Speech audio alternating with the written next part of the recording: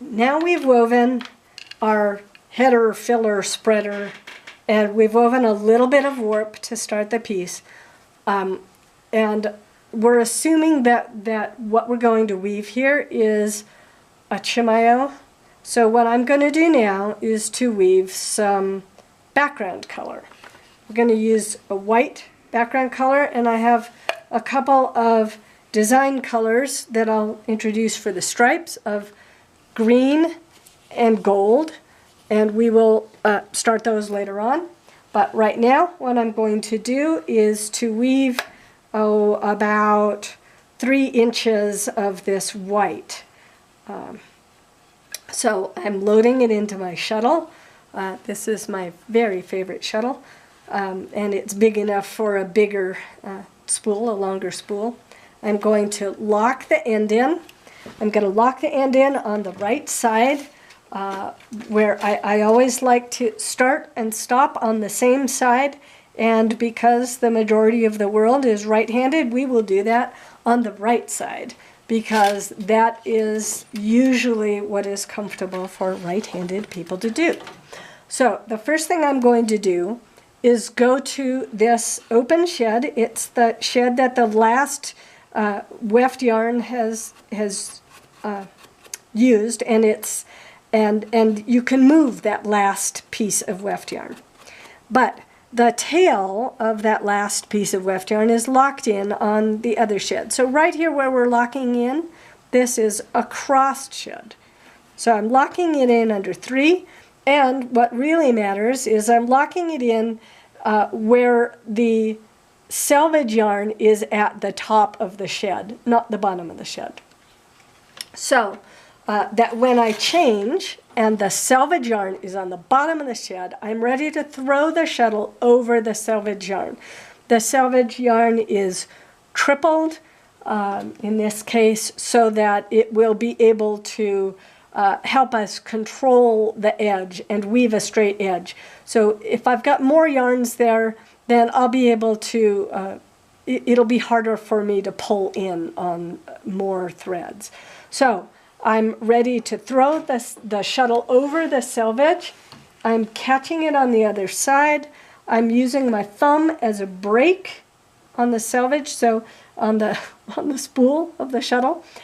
The way that I hold and catch the shuttle on either side is so that I can always use my thumb to stop that spool. What works for me is to have it go between my fingers, and that's usually how I catch it. That pointy part of the shuttle goes between my fingers. I have kind of a small hand, and that's what works for me. So I am using my finger here of my right hand, and I'm sticking it straight into the shed, and where that finger is going to control the amount of weft that I'm putting in. I need to put in enough weft to cover the warp. When I was weaving the warp, my first little bit of white here, I wasn't really worried about covering the warp because it's such a thin yarn. But now that I'm weaving a thicker yarn, it's more important that I get just the right amount of weft. I don't want too much, I don't want too little. I'm going to do this arch. I don't know what this is, about 3.5 inches or something.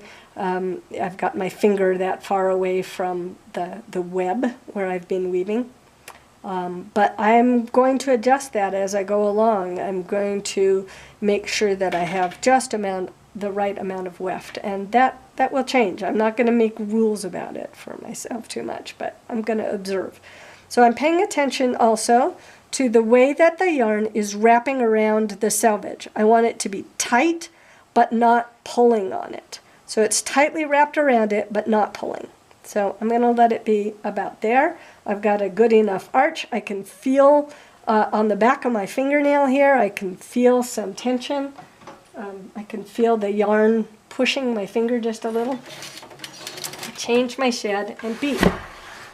Now I'm gonna release a little bit of yarn off of that spool, throw the shed across.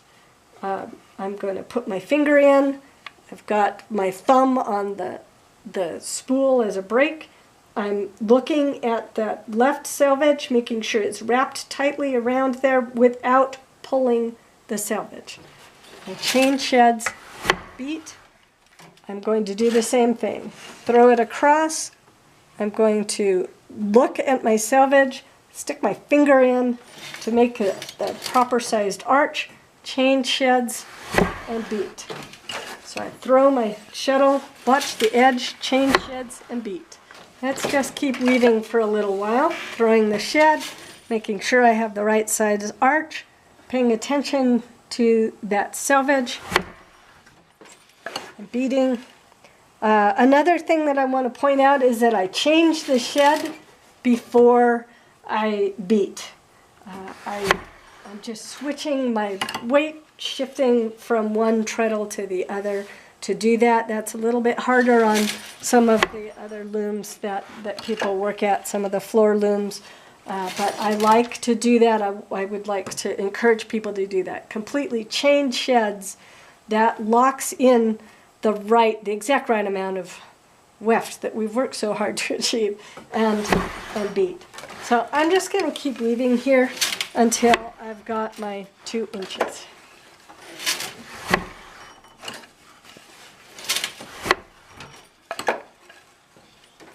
What matters is that I get a good rhythm.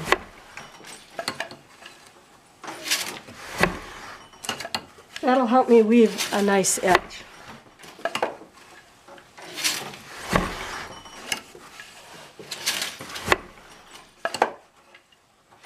So I can see that it is covering pretty well. I would like it to cover but not become really thick. And there is a balance that is different for every weaver. Some weavers really will, the highest priority is to cover that work completely.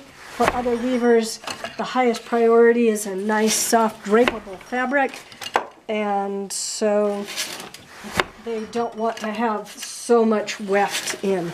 So I think of those really wefty fabrics as turning out a little bit like cardboard. They're stiff.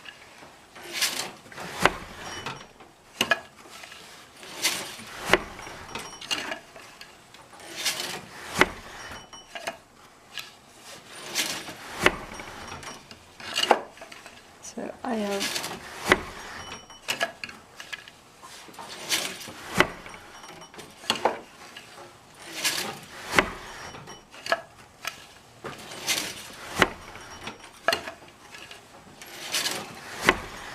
I don't think I have 2 inches just yet. I'm going to stop with my shuttle on this side. I'm going to grab a measuring tape. I also want to note that it isn't real straight over here. And I'm concerned about this side being progressing a little bit more than this other side is. And I would say that that's because I have pulled in just a little bit. What we didn't do is to put a stretcher on.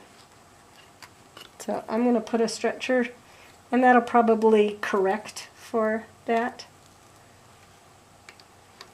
This is a very small loom, and it's a really small stretcher.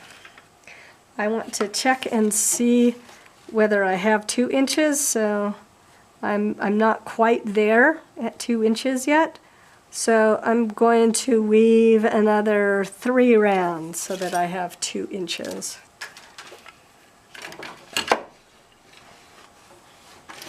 I know how to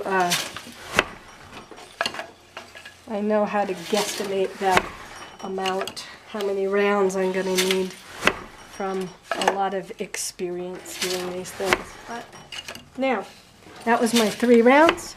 And I want to start doing some stripes.